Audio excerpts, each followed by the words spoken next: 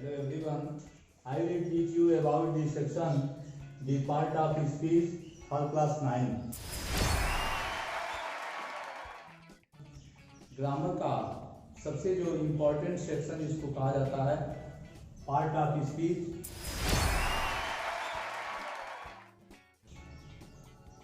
उस सेक्शन पे आज हम चर्चा करेंगे और part of speech. Hello everyone, now I will teach you about this section, the part of speech for class 9. Dear student, आज हम ग्रामर का सबसे जो इम्पोर्टेंट सेक्शन जिसको कहा जाता है पार्ट ऑफ स्पीच, उस सेक्शन पे आज हम चर्चा करेंगे और पार्ट ऑफ स्पीच की क्या भूमिका होती है व्याकरण के अंतर्गत। सबसे पहले मैं उसके प्रकाश डालना चाहूंगा। पार्ट ऑफ स्पीच यानी जब भी हम किसी भाषा को बोलते हैं या लिखते हैं या अपनी व्यवहारिकता में उसका किसी वे से प्रयोग करते हैं तो हम विविध प्रकार के शब्दों को एक व्यवस्थित क्रम में उपयोग करते हैं और वो जो शब्द जो व्यवस्थित प्रकार के स्तर से प्रयोग करके और एक अर्थपूर्ण वाक्य का निर्माण करते हैं, उन वाक्यों में पार्ट ऑफ स्पीच के इन विविध काइंड्स का उसमें प्रयोग किया जाता है। यानी किसी भाषा को शुद्ध लिखने या बोलने के लिए हमें निश्चित रूप से पार्ट ऑफ स्पीच के गहन अध्ययन की आवश्यकता होती है। तो प्यारे बच्चों, पार्ट ऑफ स्पीच जो है वो 8 प्रकार के होता है। छोटी कक्षाओं से ही आप इस टॉपिक को पढ़ते हुए आ रहे हैं, लेकिन मैंने पहले भी बताया था कि जैसे जैसे आप ऊपरी कक्षाओं में जाते हैं उन शब्दों के अर्थ, उन परिभाषाओं में जो शब्द प्रयोग किए जाते हैं उनकी भाषा लैंग्वेज जो है थोड़ी थोड़ी बदलती जाती है। तो जो पार्ट ऑफ स्पीच होता है वह 8 प्रकार का होता है। सबसे पहले प्रकार का जो काइंड है वह नाउन है। ब्लैक बोर्ड पे मैंने लिख दिया है। सबसे पहला प्रकार नाउन है, इसको हिंदी में हम संज्ञा के नाम से जानते हैं। दूसरे प्रकार का जो टॉपिक है वो प्रोनाउन है, इसे हम सर्वनाम के नाम से जानते हैं। तीसरे प्रकार का जो टॉपिक है इसको हम एडजेक्टिव बोलते हैं, इसे हम विशेषण के नाम से जानते हैं। चौथे प्रकार का जो काइंड्स है वो वर्ब है, इसको हम क्रिया के रूप में जानते हैं। उसके बाद पांचवें प्रकार का टॉपिक एडवर्ब है, यह क्रिया विशेषण है। छठे प्रकार के टॉपिक को हम प्रीपोजिशन कहते हैं जो संबंध सूचक अव्यय है। सातवें प्रकार के टॉपिक को कंजक्शन बोलते हैं, जिसे हम संयोजक के नाम से जानते हैं। और जो लास्ट टॉपिक होता है वह इंट्रोडक्शन होता है, यानी विस्मय बोधक। अब हम क्रम से आज से जो है क्रम से पर डे ऊपर के लिखे हुए सभी बिंदुओं पे जो है एक एक कर चर्चा करेंगे। तो आज मेरा जो टॉपिक है वो नाउन से संबंधित है। किससे संबंधित है? नाउन यानी संज्ञा। तो सबसे पहले हम संज्ञा के डिफिनीशन को देखें, यानी संज्ञा किसको कहते हैं। तो noun is the name of person, place और थिंग। यानी नाउन किसको कहते हैं? तो पर्सन को, प्लेस को,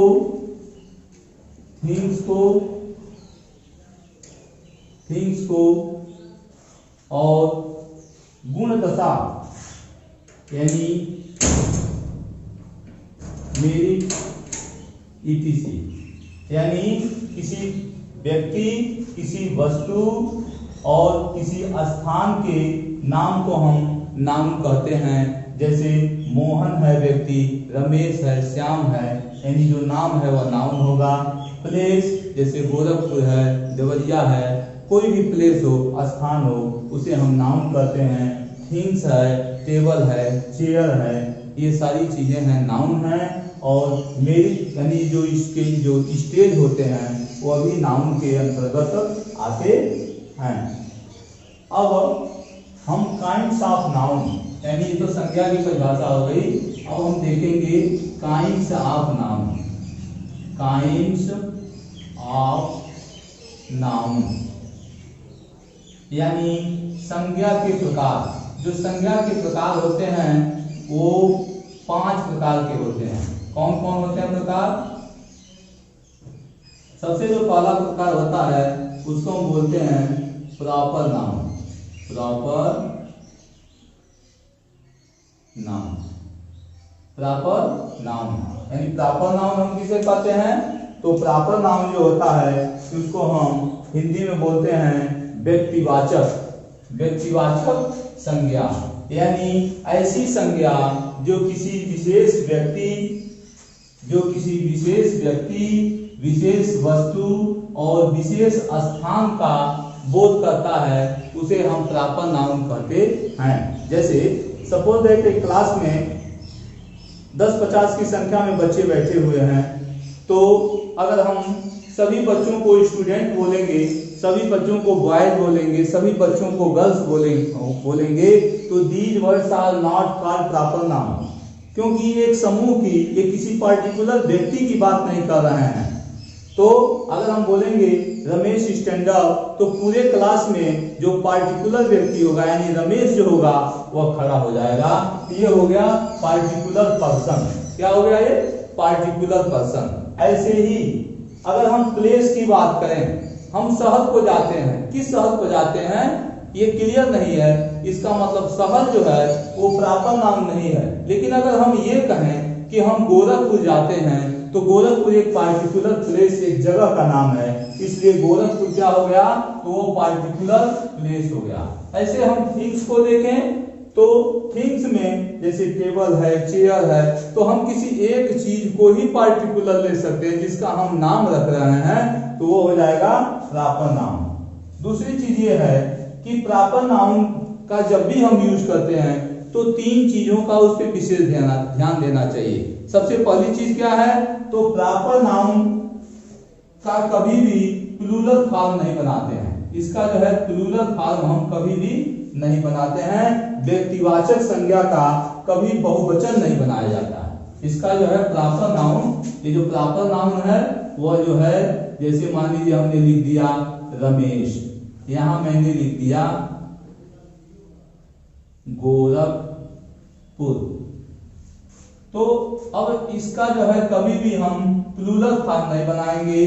दूसरी चीज क्या इसमें देखना है कि कभी भी प्रॉपर नाउन कैपिटल लेटर से शुरू होता है। किससे शुरू होता है? कैपिटल लेटर से।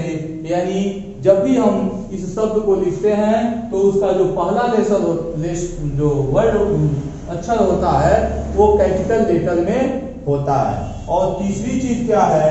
कभी भी प्रॉपर नाउन से पूर्व जो है हम किसी आर्टिकल का प्रयोग नहीं करते हैं। प्रॉपर नाउन से पूर्व आर्टिकल का प्रयोग, मतलब प्रॉपर नाउन से पूर्व जो है ए का, एन का और दी का, ये 3 आर्टिकल हैं, इनका हम प्रयोग कभी भी नहीं करेंगे। इससे पूर्व?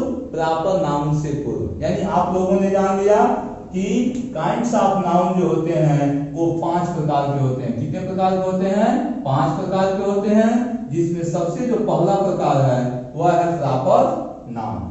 तो प्रॉपर नाउन यानी जिसे किसी विशेष व्यक्ति, विशेष वस्तु और विशेष स्थान का बोध हो, उसे हम प्रॉपर नाउन कहते हैं। प्रॉपर नाउन का जब भी हम यूज करें तो 3 चीजों का ध्यान रखें। वो कौन सी चीज है? पहली चीज ये कि प्रॉपर नाउन का जो पहला अक्षर होता है वो सदैव कैपिटल लेटर में होता है। दूसरा चीज क्या? कि प्रॉपर नाउन का कभी भी हम प्लूरल फॉर्म में प्रयोग नहीं करते हैं। और तीसरी चीज, प्रॉपर नाउन से पूर्व किसी आर्टिकल का हम प्रयोग नहीं करते हैं। अब हमारा जो दूसरा टॉपिक है वह है, दूसरा जो टॉपिक है वह यह है कॉमन नाउन। क्या दूसरा टॉपिक है? Common noun. जो ऊपर वाला टॉपिक है वो व्यक्तिवाचक संज्ञा है और दूसरा है जातिवाचक संज्ञा। कॉमन नाउन को हम क्या बोलते हैं? जातिवाचक संज्ञा। जातिवाचक संज्ञा हम किसको कहते हैं? तो जिस नाउन से एक जात या वर्ग के प्रत्येक प्राणी का बोध होता हो। जिस नाउन से किसी एक जाति या किसी एक वर्ग के प्रत्येक प्राणी का बोध होता हो उसको हम कहते हैं जातिवाचक संज्ञा। जैसे हमने लिख दिया यहाँ पे डॉग, डॉग, यहां मैंने लिख दिया बर्ड, फिर मैंने यहां लिख दिया table,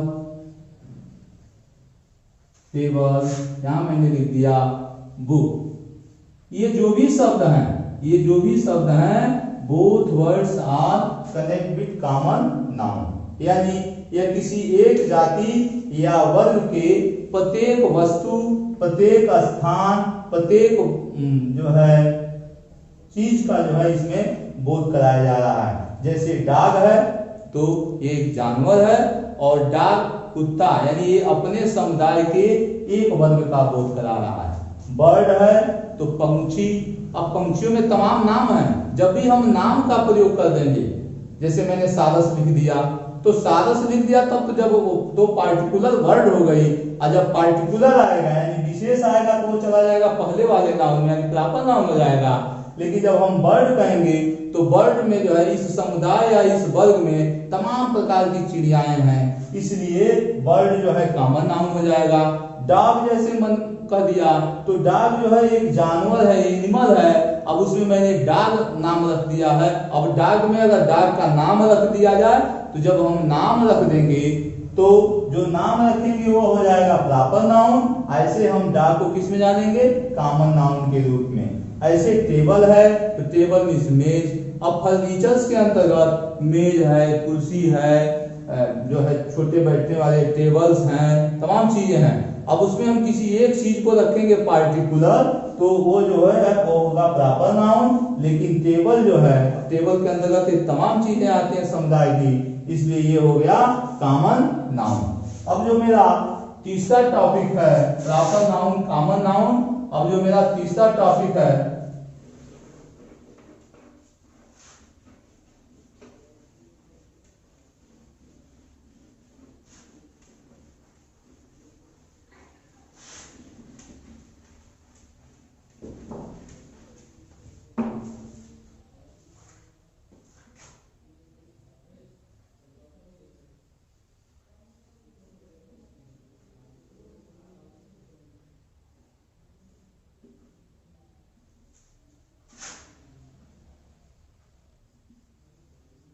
proper noun,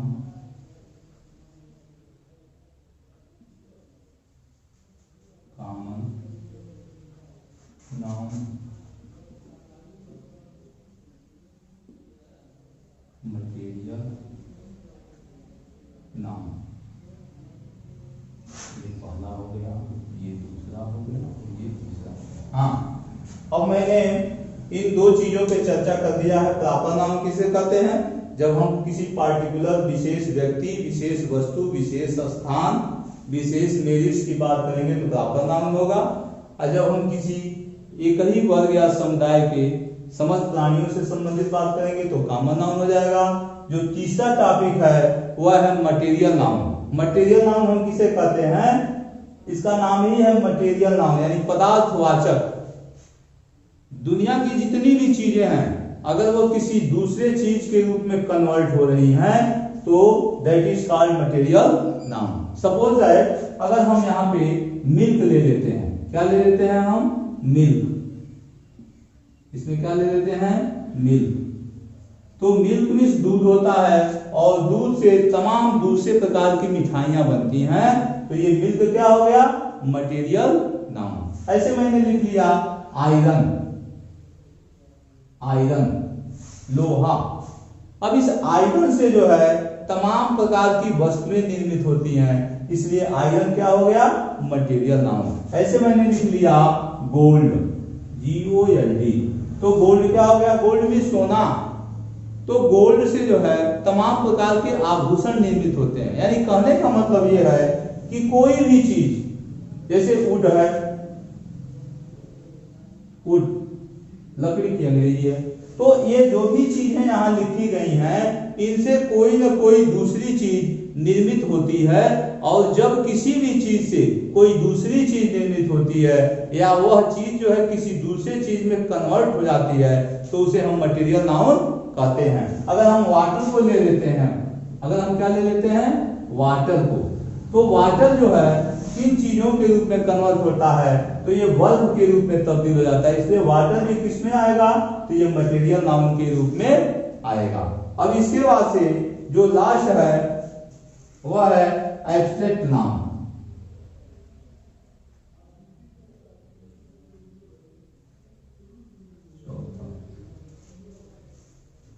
sorry, collective noun, COLLECTIVE, collective noun.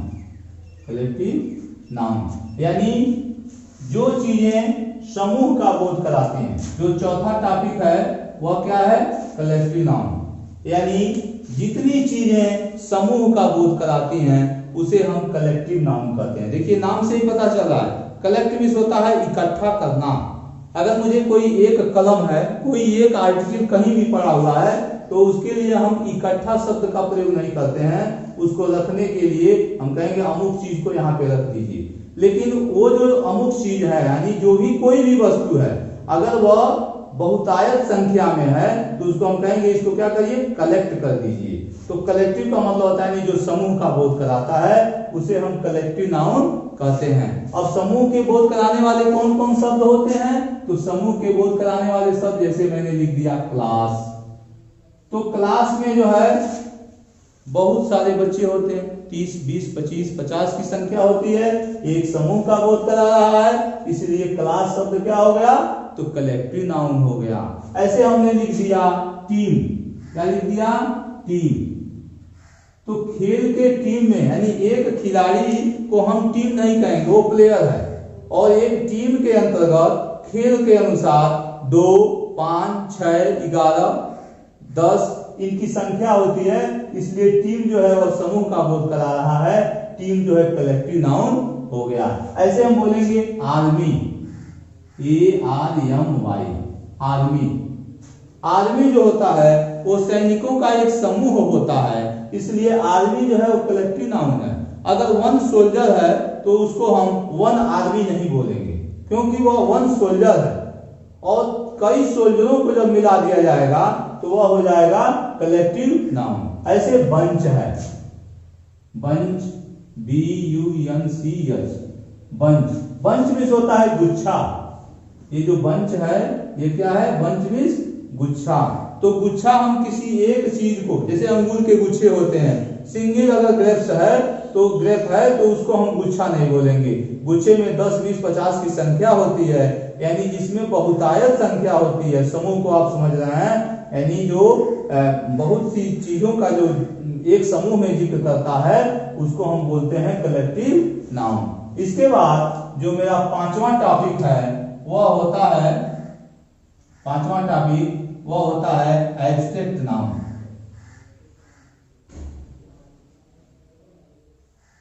Abstract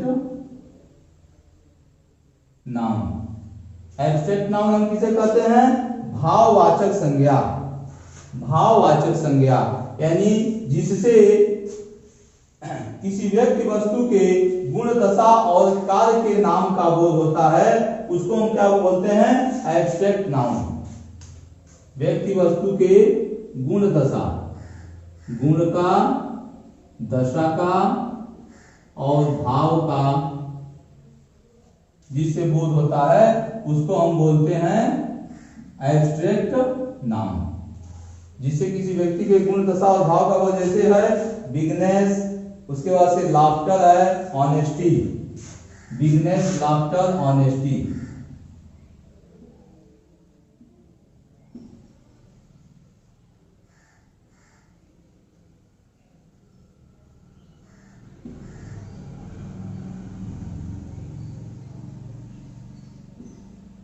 bigness, laughter और ऑनेस्टी, ये है एब्स्ट्रैक्ट नाउन।